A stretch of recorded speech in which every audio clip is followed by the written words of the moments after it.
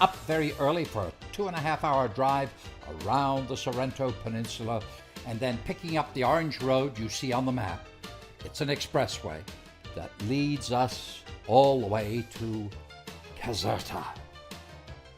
The British fleet threatened to shell the harborside royal palace of Charles VII, King of Naples and Sicily, in the War of the Austrian Succession in 1742. Charlie Boy got the word.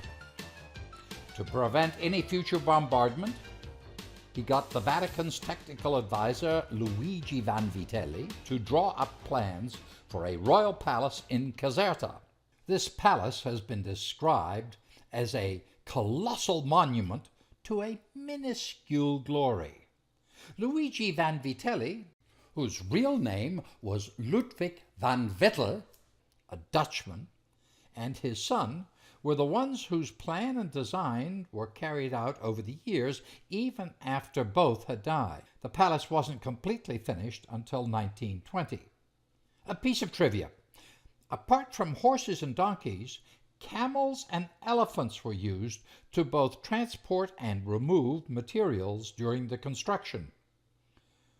This was my second visit to Regia di Caserta. This photo from my first visit gives you an idea of its external massiveness. Well, now we are in the Royal Palace of Caserta that was built in 1752 under Charles of Bourbon, that I consider the best king who ruled on Naples because he built many things. He called to build the Royal Palace the best 18th century Italian architect, I mean Luigi Vanvitelli. As you can see, Luigi Vanvitelli built a rectangular plan, with 4 courtyards, 2 in front of you, on right and left,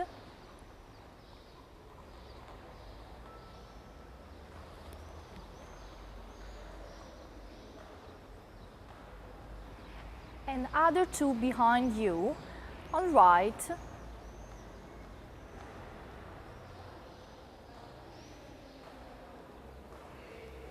and left.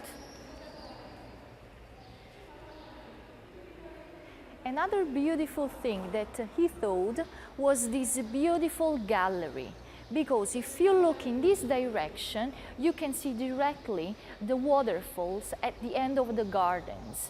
In this direction you can see the entrance, but this gallery, thanks to this gallery, you can see the street that comes from Naples, though the Royal Palace goes directly to the end of the gardens, I mean where we have the waterfalls.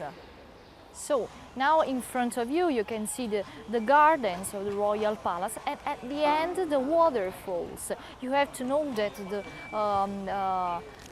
to arrive there we have about 2 kilometers, and the gardens were for Luigi Vanvitelli and Charles of Bourbon important like the Royal Palace. We are in front of you, you have this beautiful staircase. The staircase has 116 steps, just from one piece of marble. In front of you, you can see the beautiful statue of Royal Majesty. Just a minute.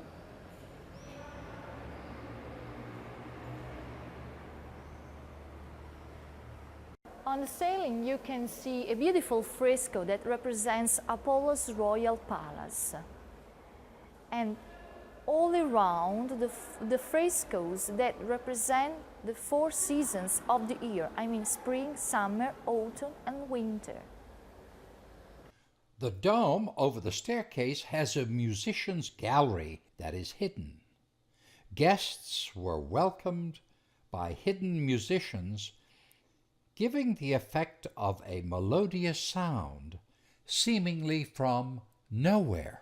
To complete the 116 steps, you have to ascend up the final flight of stairs that opens up into a very special vestibule. The vestibule is an octagonal room. Observe both the height and overall size. You knew you were in an important place. At least the king thought so. Remember, this court was important in the eyes of this absolute monarch, not in comparison to the other European courts of much greater significance. So welcome to the historical apartments. We begin to see the first room called Alabardieris room.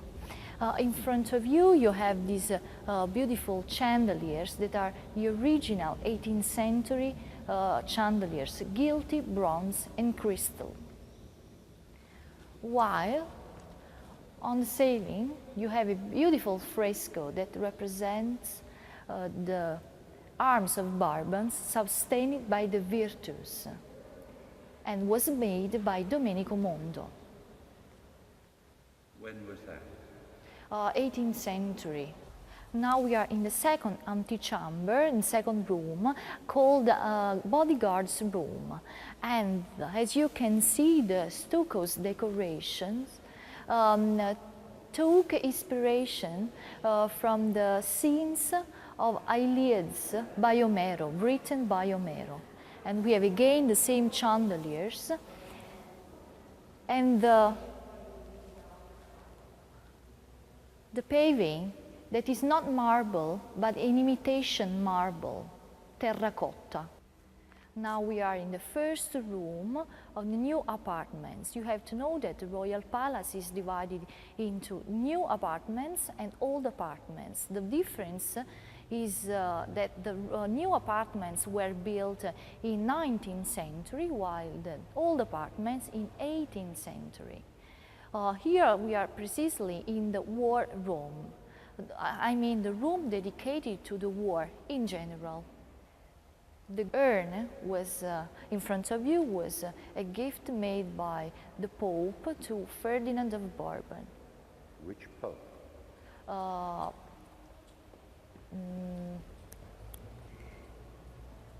Alexander III, if I remember good. Now we are in Astrea's room. Astrea was the goddess of justice, and you can see her in front of you. Astrea decoration, we have another version of justice. On floor you can see now the marble. The white one is the marble from Carrara, and it's really famous, the marble from Carrara. And the yellow? The yellow is travertine, if I remember good. Travertine? Travertine. Yeah. And in these rooms, I mean in the new apartments, you can see a kind of decoration called imperial style, with the use of guilty bronze, guilty wood. This is the council room, and it has a very interesting piece of furniture, a very elaborate table, on the top of which, set in, are medallions, painted with landscapes representing the kingdom. Imagine yourself as a pleader before the king, and entering this room for the first time. Wow! It stops you right in your tracks. You don't know where to look first. At the far end is an ornate yet small throne. It was made for Ferdinand III of Sicily, Ferdinand IV of Naples, and Ferdy I of the Kingdom of the Two Sicilies. It was all the same person, and he was only 18 at the time he ascended the throne, hence the size. This, of course, is my reason for teasing all Italians from the south that they're really Sicilian. The fresco on the ceiling is a commemorative one. It represents Charles VII, King of the Kingdom of the Two Sicilies, with his wife Anna Maria Amelia of Saxony, daughter of Augustus III, or Augustus the Corpulent, of Poland, and the architect Ludwig van Vittel, or Ludwig van Vitelli, when they laid the first stone of the palace in January of 1752. Around the walls are golden medallions with the faces of all the kings of Naples from Roger II in 1105 through Ferdinand I, but omitting the two Napoleonic implanted kings of Joseph I and Joachim I, because they only reigned from 1806 to 1818, and the Italians didn't like the French anyway. This antechamber is dedicated to Alexander the Great and has a fresco depicting stories from his life. The one in the center is the wedding between himself and his wife, Roxana, although he himself is reputed to go both ways. In the same room is the painting of when Charles VII, king of the Kingdom of the Two Sicilies, left the throne to become Charles III of Spain after his father Philip IV died. Charles left his throne to his ne'er-do-well son, Ferdinand I. Another important picture is this picture that represents the Charles of Bourbon during the Battle of Velletri, an important battle in the 18th century. And down you can see a pretty clock, because if you look it has 24 hours. Usually we have just 12 hours. This is the beginning of the old apartments. The first 4 rooms are dedicated to the 4 seasons. This is the spring room. The ceiling, as you can see, is all flowers and light. Hanging down is an original 18th century Murano glass chandelier. This kind of chandelier can be seen in the following 3 rooms. The summer room, as you'd expect, is even bigger, lighter, and brighter. The fall room is different, as the ceiling fresco shows. It's the meeting of Bacchus and Oriane. Bacchus is the god of wine. It's in the fall that grapes are picked and pressed. The winter room is more sober and somber. It's decorated with paintings by Jakob Philipp Hackert, a well-known German artist of the day. They depict landscapes around the area. We're now in the private apartments. This is the king's dressing room. The ceiling fresco is done in the simple yet elegant Pompeian style.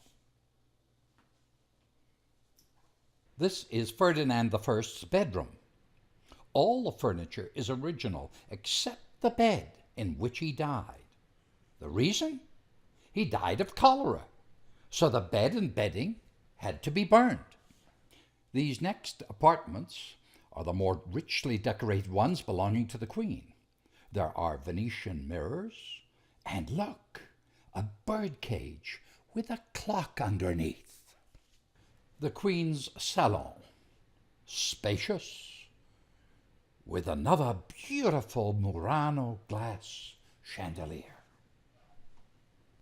The Queen had a second salon with another bloody big Murano chandelier. The ceiling's fresco is again Pompeian. It is important to remember that it was Charles who first put up the money to unearth first Herculaneum and then Pompeii. I must add, he was also the prime robber of its riches.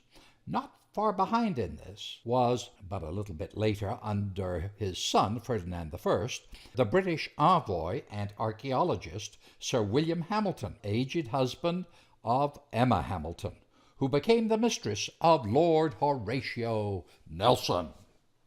This is the elliptic room dedicated to the royal Principio with its 1,200 figures, one for every room in the palace. The Neapolitan Principio, or history, we call it the Christmas crèche, was started by St. Francis as a live tableau. It progressed to figures and local landscapes for the nobility and wealthy.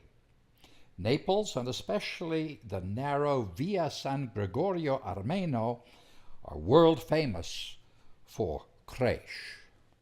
The material that the figures are made out of is quite simple. The head, hands, and feet are terracotta, while the bodies are made of wire. We end our visit to La Regia di Caserta with an obituary, an interesting comment about Charles III, the founder of this palace. He was considered an enlightened monarch both in Naples and Spain. In the latter, he built roads, canals, and drainage works. He created the Spanish lottery and economic societies. We'd call them chambers of commerce. When he died, he left a reputation of being both a philanthropic and a philosophic king. In spite of his political hostilities to the Jesuits, he kicked them out of Spain in 1766, his dislike for the friars, and a jealousy for the Spanish Inquisition, he left it torpid, he was a very sincere Catholic, showing great zeal in trying to persuade the Pope to declare the Immaculate Conception dogma of the Church. This didn't happen till long after he was dead in 1854. Adventures with Dave takes you back to my apartment in Roma on the Via Lycia before heading north into Umbria, Toscana, e Ligure. We'll stop at 12 exciting and different places. La Palesetta del Vescovo, Assisi, Orvieto, Castiglione della Pascaia, Pienza, Siena, Monteregione, San Gimignano, Pisa, Santa Margherita, Sestre Levante, and Lucca. Remember, it's the difference that makes the difference. And the difference is you.